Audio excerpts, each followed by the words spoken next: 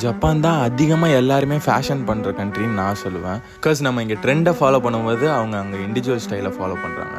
அதுவே அவங்கள வேறு லெவலில் எடுத்துகிட்டு போகுது. Welcome to the series of episode 16 அன்கேட் கீப்பிங் ஆக்சுவல் ஃபேஷனிஸ்ட். ஃபாலோ பண்ணாதவங்க ஃபாலோ பண்ணிக்கோங்க. அப்படியே உங்கள் ஃபேஷன் ஃப்ரெண்டுக்கு இந்த ரீலை ஷேர் பண்ணுங்கள். 1970s ஜப்பான் யூத் கல்ச்சர் அவங்க ஃபேஷனை இன்னும் கொஞ்சம் ஃப்ரீடம் ஸ்பேஸில் எக்ஸ்பிரஸ் பண்ணணும்னு சொல்லிட்டு ஒரு ஸ்ட்ரீட்டே கண்டுபிடிச்சாங்க. இது எல்லாமே ஆரம்பிச்சது ஹராஜாகு ஸ்ட்ரீட் டோக்கியோவில் தான். அப்புறம் தான் அந்த ஹராஜாகு ஸ்ட்ரீட் பயங்கர ஹாட்ஸ்பாட்டாக மாறிச்சு, உலகத்துக்கே தெரிய ஆரம்பிச்சிச்சு. இதுதான் ஆக்சுவல் பாப் கல்ச்சர்னு நான் சொல்லுவேன். பிகாஸ் ஜப்பான் பீப்புள் பாப் கல்ச்சருக்கு முன்னாடியே பாப் கல்ச்சரை என்ஜாய் பண்ணியிருக்காங்க. ஜப்பான் பீப்புளோட ஸ்டைலை பற்றி பேசணும்னா அது கிரியேட்டிவிட்டி ப்ளஸ் போல்ட்னஸ் தான் அதில் இருக்கும். ஏன்னா அவங்களோட அவுட்ஃபிட்லேயே அவங்க அவ்வளோ பேசுவாங்க, அவ்வளோ ஸ்டோரி சொல்லுவாங்க. அவங்க ஸ்டைலோட கலர் பேலட், சிலுவட், எஸ்தட்டிக்லாம் ஏதோ எனக்கு ஆனிமி பார்க்குற மாதிரி இருக்குது. பிகாஸ் அவ்வளோ சூப்பராக க்ளீனாக வேறு லெவலில் இருக்குது. ஈவன் பெரிய பெரிய பிராண்ட்ஸ் கூட ஜப்பான் பீப்புளோட ஸ்டைலை பார்த்து இன்ஸ்பயர் ஆகி நிறைய டிசைன்ஸ் பண்ணுறாங்க.